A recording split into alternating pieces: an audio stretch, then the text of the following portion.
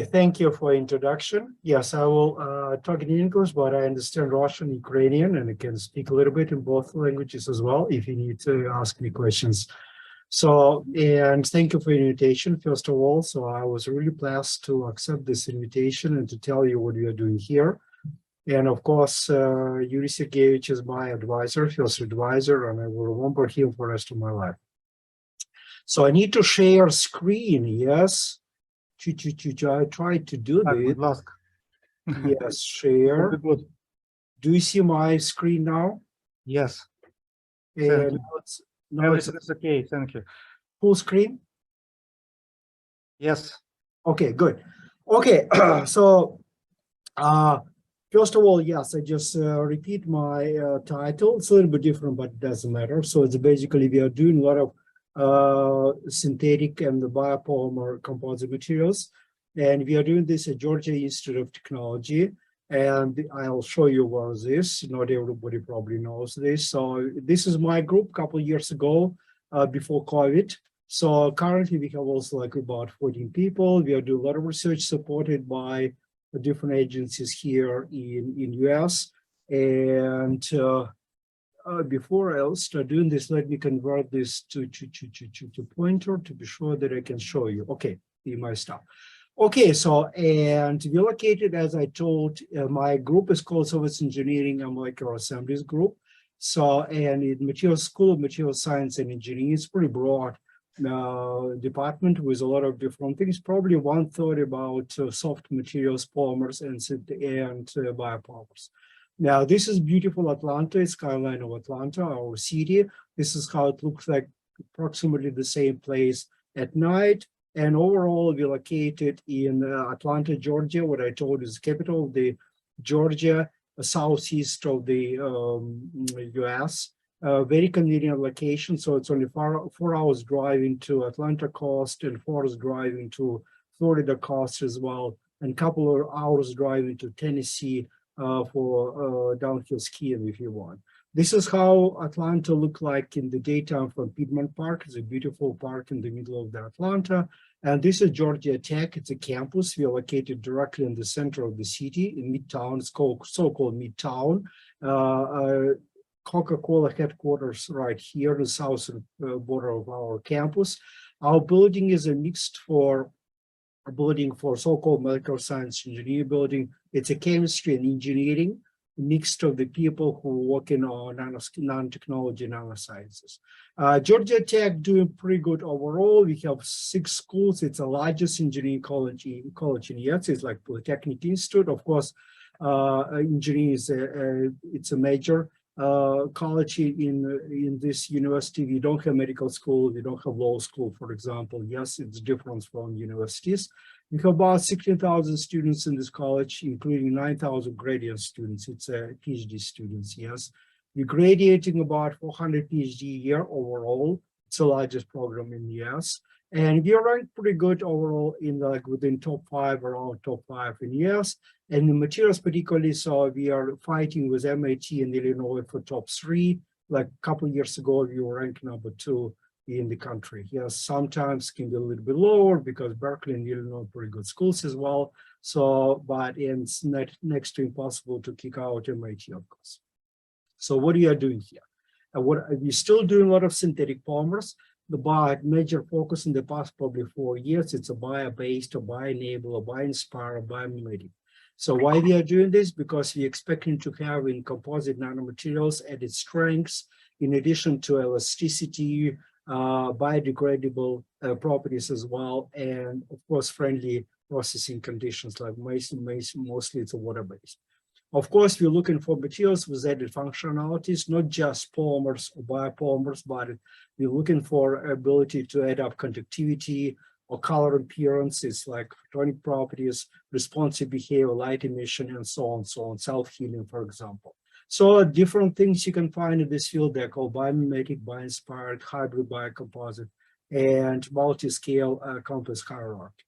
Why we are doing this, what is driving us? It's a mostly modern application. It's a flexible electronics, wearable electronics, human electronics interfaces. You can see it's kind of Development started back in 70s, 80s when we talk about LEDs, organic LEDs, flexible LEDs, solar cells, and basically going into a recent couple of decades when you talk about flexible batteries, self-healable sensors, biodegradable batteries, sensors as well, self-powered different sensors in the human body, and glucose sensors as well, 3D printed sensors. It's kind of area when we try to get application to, and we engineering schools, we all think about potential applications.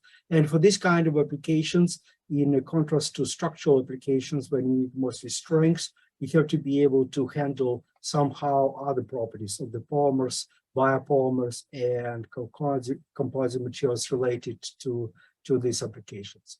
So of course, I told you we are doing biomimetic kind of study by enables, so we are looking at nature for examples, and this couple examples what we used, and this is from recent review on the bio-enabled materials is kind of beetles with, they have this specific laminated structure. Yes, it's a very well-known laminated structure, best for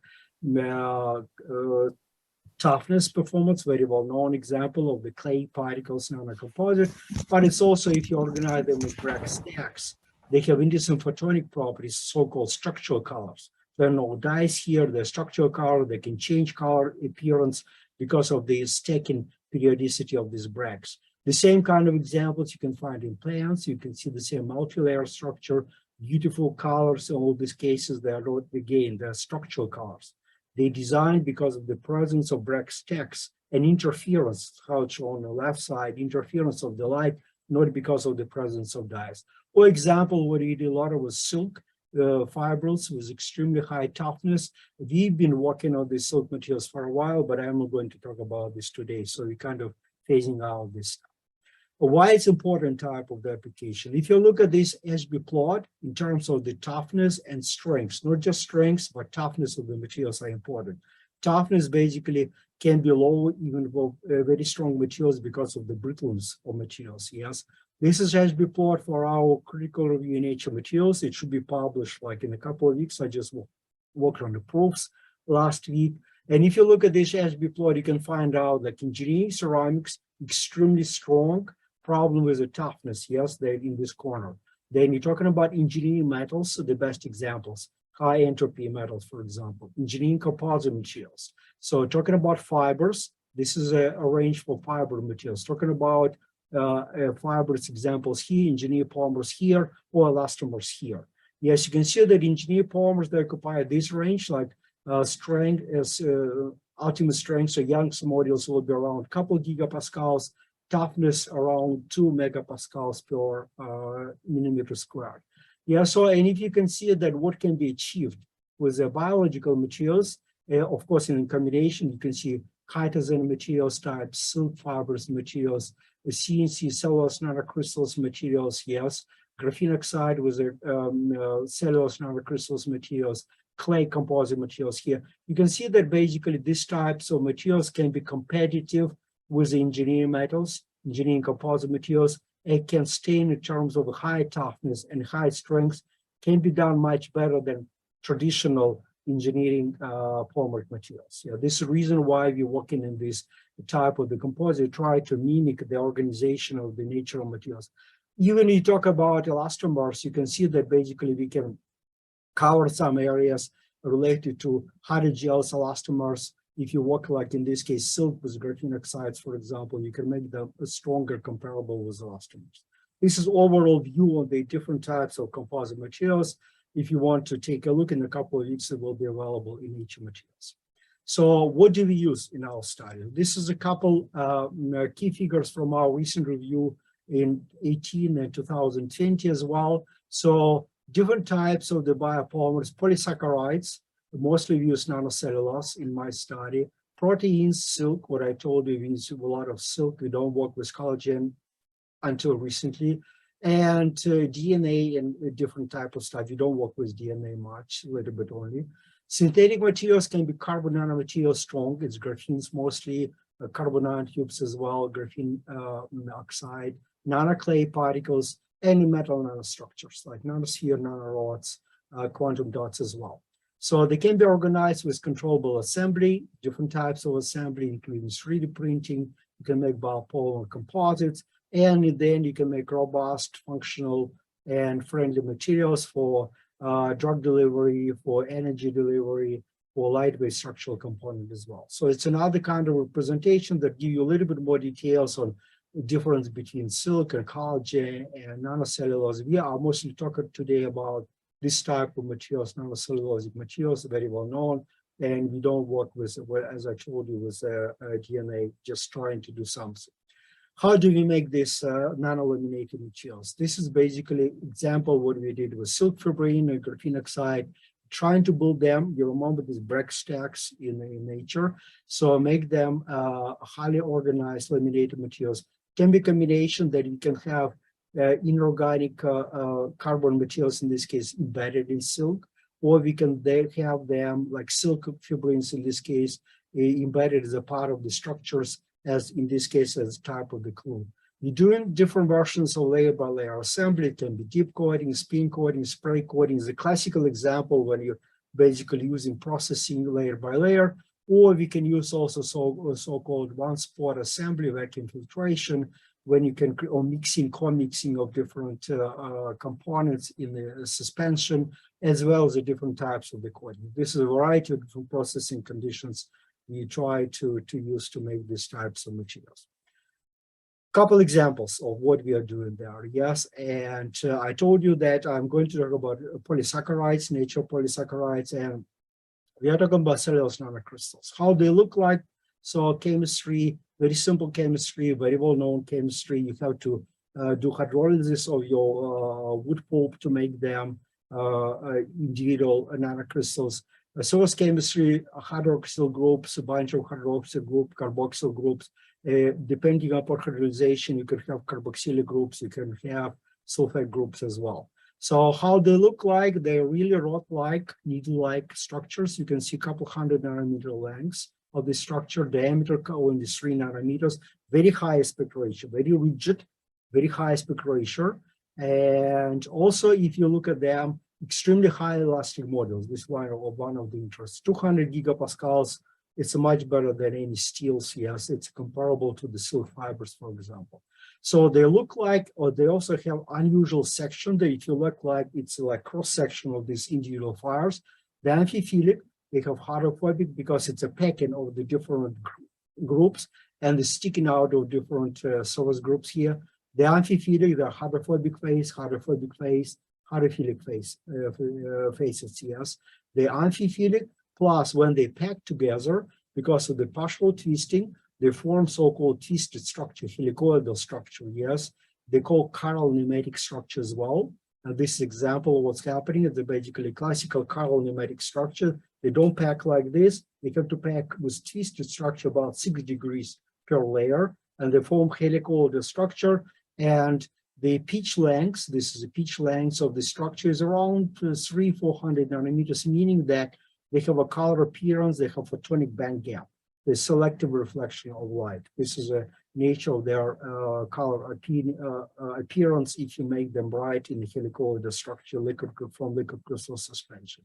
I just show you one example. We published tons of paper on this. So one example, when you watch real time establishing through liquid crystal phases of the chiral phases here. In this case, what we did, we put capillary with a suspension of liquid crystals under microscope, fluorescent microscope, and just watch what's happening with the structure. It's cross-polarized, and you can see this will be one clock down and drying happening from this side. This is birefringent area. You can see its formation liquid crystal phase initially here, the meniscus, and then forming a liquid crystal phase with a high birefringence on this side. So what we observe, what's happening during this, how this liquid crystal wave forms, and you can see it's basically meniscus coming, and it films with a cracks formation. We managed also to manage these cracks as well. You can see in slow motion. So you can see at one point, we have very uniform formation of liquid crystals. It's one of the problems with these materials. And when we added up synthetic polymers, we managed to make very, very uniform, very thin films from these materials. I don't have time to talk about this. Also, it's very important to see what's happening there. You can see now, you can see these layers. This is helicoidal structure swollen in the solvent water. You can see how they're organized. Yes, they more or less parallel. They're not polydomain structure. And color in this case indicates birefringence. So you can see how the four of this will be isotropic phase. This will be liquid crystal biphase area, and this will be solid phase. It's a done real time with Oleg Lavritovich and Kent State University. And you can see that we also replicated this with SANS, small angle neutral scatter, real time drawing. And if you look at molecular orientation, this is azimuthal orientation of the structures, what's happening there, confirmed the orientation of molecules, and basically suggested what kind of drying condition or processing condition you can get to really beat up this cracks formation of polydomain structure of the original films.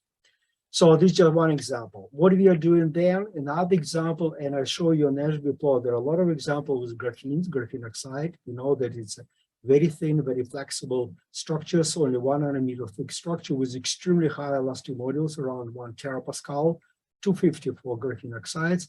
And when you try to build up composite materials, you look at how we can combine like cellulose nanocrystals with a different graphene oxide. You can see not successful initial attempts. Then example that you can do polydopamine, we can make them extremely adhesive, important for composite. You can add up silk fill product. You can see they're covered in the silk with the silk fibrin or graphene oxide. You can wrap them up in nanofibers. You can see individual flake. It's a couple micrometer flake, thickness 1 nanometer. Or this is CNC. You can make them kind of hairy nanocrystals on the graphene oxide. So basically, if you can control interactions, graphene oxide and graphene oxide, and you can build up, then you can build up multi-layer structure with extremely high elastic moduli. So what else can be done here? One example, just show you a couple selected examples. Yes, we built a multi-layer composite from cellulose nanocrystals and cellulose nanofibers. And basically this example of layer by layer structure, but what we did in this case, we tried to prevent mixing of these structures, and we have CNC. You see it's a chiral structure layer, but it's a twisted structure. You want to have photonic properties still intact, and we have CNF. It's basically amorphous structure. Point was that nanofibers, cellulose nanofibers, they don't form photonic structure, and nanocrystal, they form a structure. But problem with a nanocrystal, they're pretty brittle. This helicoidal structure pretty brittle. They have a needle. They are very strong needles, but they're very brittle needles. They can be bent easily and broken. Yes. So what you suggested at that time that you can make photonic twisted structure and amorphous nanofibers that time. And because of the good matching at interfaces, because it's basically CNFs and CMC are very close in chemistry, and only a little bit difference in the thickness of the fibers. So we can create extremely strong interfaces, plus also CNFs much longer than our fibers. So we can create layers that can really increase elasticity and elongation to break of these structures. So you can add up strengths of these materials and toughness of these materials without breaking their photonic properties. So this is what we did. We can control thickness of these layers very well, theoretical thickness. And what we did, basically we measure properties, axion properties. You can see how they look like. They kind of almost like transparent with some kind of shiny colors of the structure. And you can see that, yes, in fact, that if you look at the all nanocrystal, cellulose nanocrystal structure, we can make them, this is our results, much stronger in terms of the toughness and much stronger in terms of the tensile strengths. This kind of materials, because we managed to combine amorphous polysaccharides with a highly organized nanocrystals. This is another example of what we've been doing. So this is a very recent example, will be published in Nature Communication like in a week or so. I just did my proof a couple of weeks ago. It's good timing. So in this case, we took bacterial cellulose, nanocellulose, and mixed up with a decorated CNC with decorated particles, these magnetic particles, and try to see how you can use magnetic field to control orientation of this structure. So this is how magnetic particles look like. So decorated nanocrystals, we'll study their magnetic properties, and then you put magnets and see how we can do drying processing on the magnetic field. So our first result is that you can see this is a typical polydomain structure if you build up thick films, and this is like it's individual so-called tectoids. That individual structure is helicoidal structure, but they typical polydomain structure. Yes, several micrometers across. They have different orientation. It's a part of the problem that their photonic properties are pretty modest. I mean, quality of photonic properties. So you can see what's happening as a result of the processing, drying, and the magnetic fields. So they form extremely highly oriented on the large scale uniform nematic phase, not chiral nematic phase, but nematic phase. If you look at what's happening during drying, and we thought about this, how it can be done when you have gradient of the magnetic field underneath. You can see this, what we did, it's confocal microscopy of what's happening with the individual particles. We put labeled microparticles inside of the suspension drying, and you can see this, what's happening with regular drying. You put suspension, you wait a couple of days, and you have Maragoni convection gas flow happening. They're basically drying across the interfaces, and you can see that basically very slow motion of these particles. Then if you put the same suspension and gradient, this gradient of magnetic field, yes, so you can see how fast flow happens. Basically very fast flow will happen in particles and creates a really strong shearing forces during drying going very fast, high shearing forces, and you manage to break the sectoids, and you basically realigned individual diamagnetic decorated nanocrystals instead of trying to reorient tectoids, overall domains. This is what people trying to do before. So this is what's happening, that now we can do semi-transparent thin films, magnetic films, extremely high magnetic fields. You can see that you take magnet getting close to this, and you can see how it jumped and wrap up the magnets in this case. Very good magnetic properties, very interesting optical properties like individual light scattering, and they're really like 30-40 micrometer thick films, very flexible, very strong magnetic fields that can be used for a lot of interesting applications.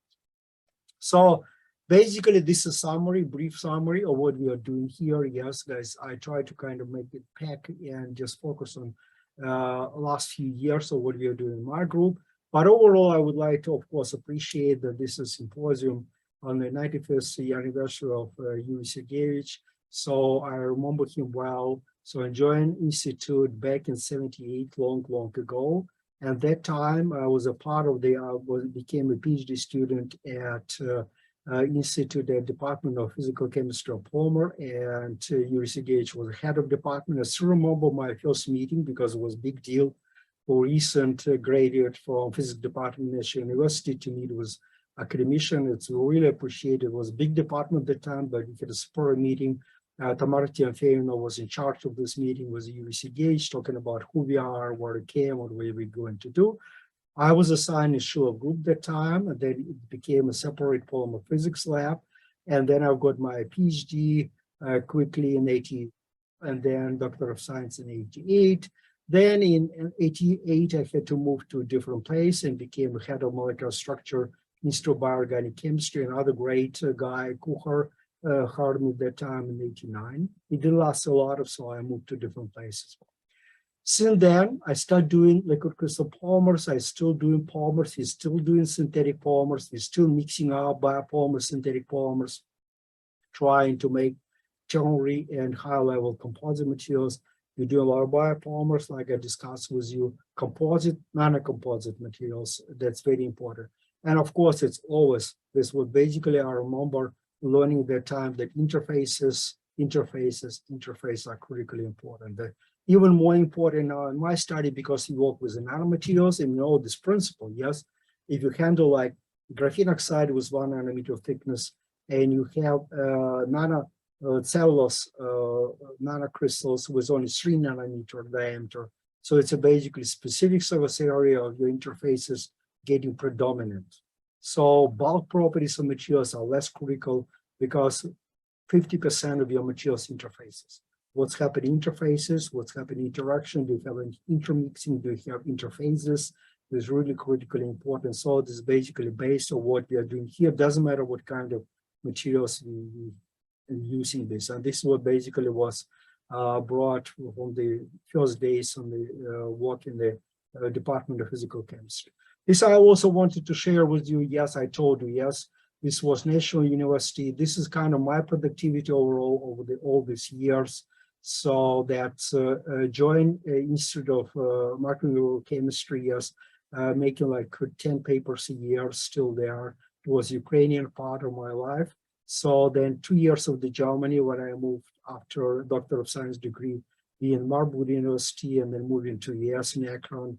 And then started my academic career in US, basically building up my group and productivity, going to Iowa State University, becoming the professor at Georgia Tech. It's approximately our productivity right now, about 20 papers published in the best journals as well. And this is one more thing that I learned from Professor Lee Potter. Yes, we always try to publish in the best journals. I remember publishing in a lot of in the polymer at that time, a very important journal, appl America as well, Journal of Microbial Sciences. It was not easy publishing these journals, and we always try to publish and to deliver our results to the community, international community as well. And this is what we are doing here in my group as well. Like we're trying to publish in the best journals with impact factor of higher than 10. This year especially was very productive. We published 3 papers in Nature family journals, Nature Photonics, Nature Communication, Nature Materials. I just show you that it's happening. So it's the best year, not every year like this. So also like this, what I slide I prepared for I've got sustained research award at Georgia Tech for like long lasting research over many, many years. They have a special kind of award. And this what I looks back to my life, and I thought this is kind of my career in a part of a department, the Schiller department. I started working on liquid crystals, polymers, interfaces, small angular X-ray scattering, then move, and this kind of go in waves, and this is normally happening in research. Yes, every wave is around 10, 20 years. Nobody now actually taken really interested in liquid crystal polymers. It was a hot topic at that time. Few people still doing this kind of things. It's kind of moving over 20 years. Next wave was probably for me sources, interfaces, really focused composites and mostly XRD analysis in 90s. And then when I moved to US, it was the nanotechnology, nanomaterials, but the same interfaces. You see, we kind of going through this whole lives interfaces, and method was atomic force microscopy, really allowing us to look at the interfaces and surfaces down to nanoscale resolution. And this is last phase, what we are doing now, functional hybrids, biocomposite interfaces. You can see the phases overlapped, and skinny probe microscopy in the very broad sense. What kind of marks we basically put? This is the first book published in liquid crystal polymer. This another book was published in skinny probe microscopy. But most important idea in academia here, yes, that I had a bright students who founded 4 different companies. One of them already dead, but 3 companies in flexible electronics, printing electronic inks, and biodetection. This exists, pretty big companies building up on its strengths and trying to bring whatever we are doing in the lab, trying to bring to real industries. Yes. We also graduated, like in my group, 110 people graduated, including 60 PhD and 50 postdocs overall. Most of them going to industry. Like I have a group of students like Intel, 5 people total, separate group from my group. It's talking about microelectronics. We're talking about polymers, talking about Dow Chemical and DuPont, former DuPont. Also, we have a group of former students there. It's kind of our outcome of the life in academia in the US. Also, important thing that who reads us and what we are doing, it's a summary of the different fields, people who cite us. Yes, you can see that mostly people, 7,000 citations out of 37, I guess, total in material science, multidisciplinary, and chemistry multidisciplinary. This is the 2 largest areas, and chemistry physical. Yes, basically. This is most of the people who read us inside. If they cite us, they have to read what we are doing here. Polymer science now, it's kind of force field. It's still about 4,000 citations, but polymer science still major things, probably mostly from a decade ago. Nanoscience, nanotechnology, and physics applied. We're talking about, because we are really working on the properties, photonics, conductive properties. I didn't have time to talk about emission properties as well. This is why basically physics applied community, physics condensed community also, they respect what we are doing, optics irrespective of what we are doing, electrical electronics engineering. Yes, this is kind of gives you perspective of what kind of communities, general research communities we are addressing in our research. Also important thing that we continue collaboration, and I took this from pre-COVID time. Of course, it's different now. This is my group barbecue in 2019. You can see some familiar faces. Professor Shevchenko here, yes, on Altona Lake, and Alex as well here. Basically, my group in 2019. We don't do barbecues for now. Hopefully, we'll be back on track. And I hope also to see back Valery and Alex at some point. We continue communication and interaction of branched electrolytes. Yes, so I really enjoyed this collaboration for many, many years. And I decided also to take a look at the Google Scholar and to try to recall what's happening with Professor Lipatov. I didn't find a picture with Professor Lipatov. Unfortunately, I moved over 3 countries. This was the last picture I found, was Yuri Sergeyevich visiting Iowa State. I guess it's probably 2002. I don't remember exactly. Iowa State, you can see Yuri Sergeyevich in front of our main building, presidential building at Iowa State. And then I look at his records, and this is how he's defined in Google Scholars, that interpenetrating polymers, polyurethanes, interpretational phenomena, and polymer absorption. And if you look at his record, there are some interesting features. First of all, the most cited papers are not papers, but books. You can see it's basically different versions of the physical chemistry of the field polymers. He has different versions of this, and then absorption of polymers. And then my favorite, of course, interfacial phenomena in polymers, cited 2,000 times, 1,000 times, about 400 times. I told you that it's like about 4,000 times citation overall. It's very unusual. If you look at the records, and I know records, yes, look at this. Basically, most of the people, they cited some individual publications, but like this will probably reflects major contributions of the Professor Lipatov to the chemistry. It's a very broad, very fundamental books. They really help community to shape around the very important phenomena. And also, if you look at this record, that what's happening with time, very good citations for people from former Soviet Union, H index about 50, and then you take a look at citations, about 200, 300 a year approximately, and this was on increasing. This is at 2007 when he passed away, and you see what's happening after this. It's still like for about 10 years, it's still cited, mostly books, cited highly, and this is another unusual phenomenon. Yes, and this because usually, especially after people out from the career for whatever reason, so lifetime of the publications, with some exceptions, very short, maybe 3-5 years, and we still see that like right now, 2021 full year. So it's still a couple hundred citations, most of his books, even after like 15 years that he is not active anymore.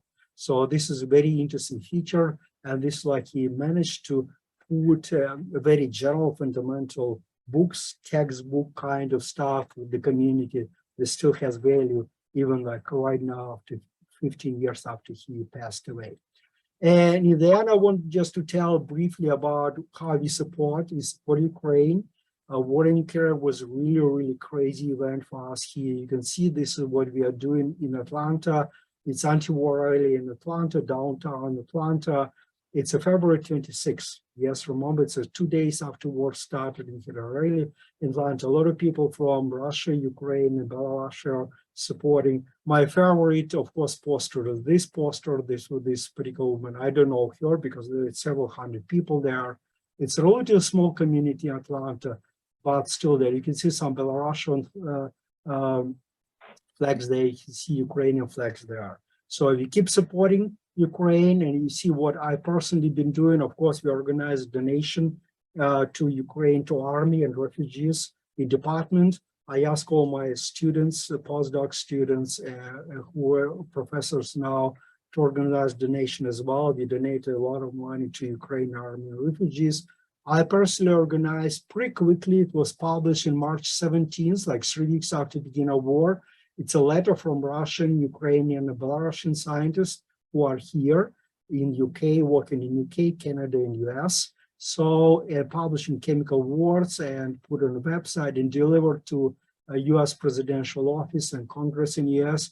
It was required to support Ukrainian scientists and to do the best to support this war. And I was proud that I managed to organize a letter. They said 12 people who are invited to do this and agreed upon a whole letter, including two non-game and Nobel Prize winners from Russia as well. So everybody supported this. And the final, this is the same from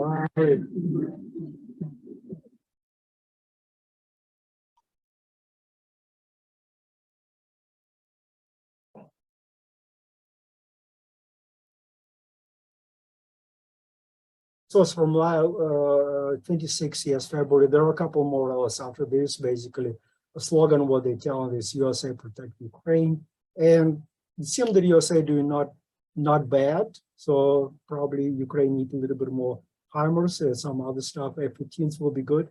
So F-16s also pretty good. F-35 is much better, but so hopefully it will get there, and so hopefully they will be ending. And I hope that we'll continue collaboration with Professor Shevchenko, and I hope that I will be able to come to Kyiv as well, and so we can have in-person meeting after the end of this war. Thank you for your attention. Thank you very much for such wonderful talking and the support of Ukraine. It's really very important for us. Do you have time for some question? Yeah, a few minutes, not much, because I have class. I have to run to my class. Yeah, I understand. But yes, 5 minutes probably will be fine. Okay, шановні колеги, ваші питання. You can use both English or Ukrainian, don't worry. Yeah. Людмила Карабанова, будь ласка, пані Людмила. Hello, Mr. Tsukruk. Could you please tell us a couple of words about a new method investigation of interfaces in composite materials, if you have such information? Sure. So my favorite, of course, I told you, I wrote a book about this. It's a scanning probe microscopy, but it's not, I try to see how I can unshare my screen. Igor, you can help me. Can you do from your moderator? Unfortunately. I cannot find the version. Oh, now I found this. Okay, it's very small. Okay, because in this case, yeah, I can see Luda now, and so hopefully you can see me, yes? Okay, good. So, of course, my favorite is scanning probe microscopy, not just atomic force microscopy, because you can do a lot of other things. You can measure properties, and I think it's much more important. So you can measure properties like nanomechanical properties, you can measure conductive properties, you can measure charge distribution properties, you can measure optical properties down to nanoscale. And in this case, you can either go to surface or you can do section, and you can do really normal resolution, nanoscale resolution. So overall family of scanning probe microscopy, they're basically developing. My favorite recent one that we just tried last year, we published a first paper, so-called, for example, nano-infrared study. Yes, I know the infrared, so very important for polymers, that you're able to go basically to individual tip, touch, collect infrared spectrum, go to another pixel, collect infrared spectrum. You can get chemical information with a resolution about 1 nanometer.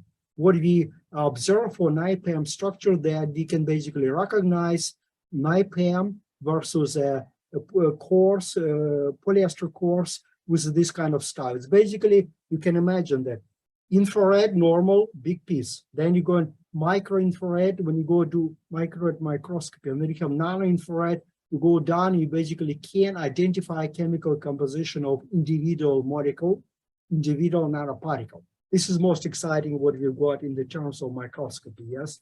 In terms of other techniques, of course, high resolution EDS, very important. FIB, when you can do sections, and you can do also scanning with the high resolution, very important as well. TEM, it's a little bit off from us because TEM great for inorganic structure. For carbon-like materials is less critically important, but they're also trying to basically restore chemical composition down to individual atom.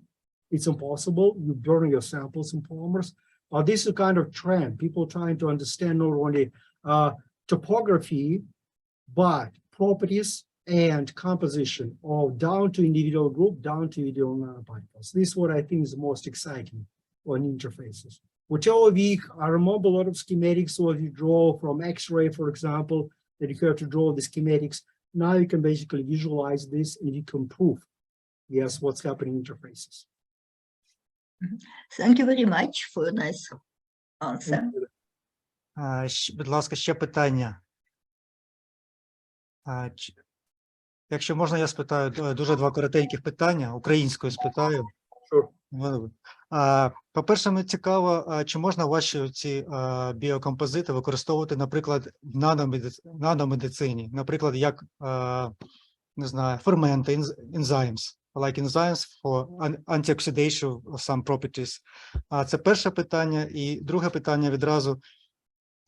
Вражаючи, ви досягли такі результати, якщо порівнювати з іншими матеріалами, чи за цими матеріалами це майбутнє, чи вже майбутнє це прийшло за цими матеріалами, принаймні в одній сфері, в оптиці, наприклад.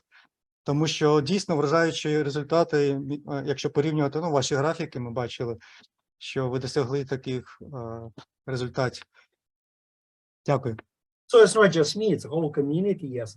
Biomedical applications are extremely important. Drug delivery, you know, all this COVID vaccination, it's nanoparticles. Lipid nanoparticles, they start to be introduced 20 years ago, and this is how you can create stable lipids and what you can do with them, how you can control the delivery. It's critically important. Without this nanotechnology lipids, it would not happen. People are doing this. We did a little bit of microcapsules delivery. It's not exactly our field. We are not in biomedical fields. Usually collaborate with the field, but this is extremely important. So nanomedicine, it's extremely important field. We have in our biomedical engineering department, 40 people, number 2 ranking in the country, half of the people doing this kind of thing. A lot of critical applications. For rest of this kind of more engineering-like applications, I don't think that we are there. It's probably, hopefully, future is still ahead of us. There are a lot of course, quantities that I didn't talk about. It's a still tedious scalability is the issue.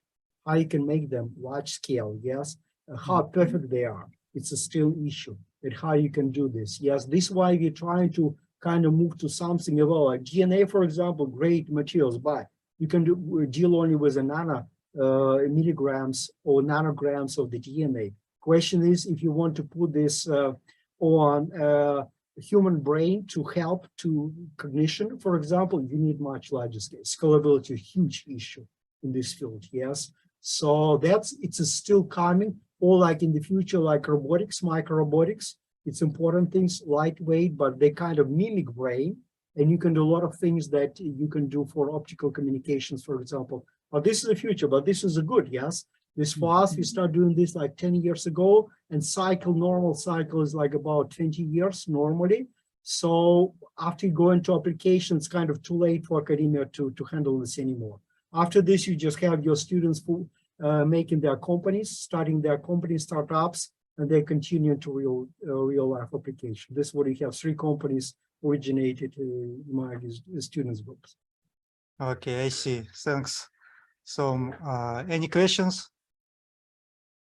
Okay, then, okay, we have one question. One more question, please. Yeah. Last question I have to run. Yes. Last question, пані Христина, будь ласка. Thank you very much for your very nice and interesting presentation. Just one simple question about bio-nanocomposites. If you are talking about bio-nanocomposites with small particles, what could be the main advantages and the main field of application of them? Okay, couple examples, yes. Biomaterials themselves, they don't have any plasmonic properties. Very interesting property. Strong absorption, negative refractive index for metamaterials, for example, is impossible to reach for biomaterials. You're adding up plasmonic particles, gold nanorods, gold nanoparticles, and you're creating your biomaterials with plasmonic properties. Another application where I show in the very recent paper will be published in Nature magnetic properties. They're next to impossible to add magnetic to make uniform photonic materials. We're decorating nanocrystals with magnetic nanoparticles, 3 nanometer. We create a strong magnetic moment, and we're creating magnetic insensitive biomaterials, still biomaterials, because there are 2% of magnetic particles. So this way you have to do, yes, that biomaterials themselves, they don't have like active optical properties, active conductive properties, active magnetic properties. You're adding up component and you create the same nanocellulose but with magnetic properties, with plasmonic properties. This is a key point to do this. Yeah. Thank you very much. Thank you. І останнє питання від пана Олександра Бравко. Okay, У мене Sasha. не питання. Я хотів би, колеги, від нас всіх подякувати Володимира за цікаву доповідь, за те, що він приєднався до нашої конференції, і висловити сподівання зустрітися з ними ще в Києві, в стінах нашого інституту. Запрошуємо, Володимир, ти завжди радий, ну, бажаний гість в нашому інституті, в альма-матері твоїй. Дякую ще раз. Дякую, Sasha. Yeah, I сподіваюсь, it will happen sometime soon. Maybe next year, guys. Plan for next year. Thank you. Okay, guys. I have to Thank you run. for to your my talking. class. Yeah, it was incredible talking. Really. Okay, thank you, guys. Bye-bye. Have Bye. fun. Слава Україні. Героям слава. Слава. Отже, шановні колеги, у нас відбулися чергові зміни. Ми живемо в реаліях наших, і слава нашій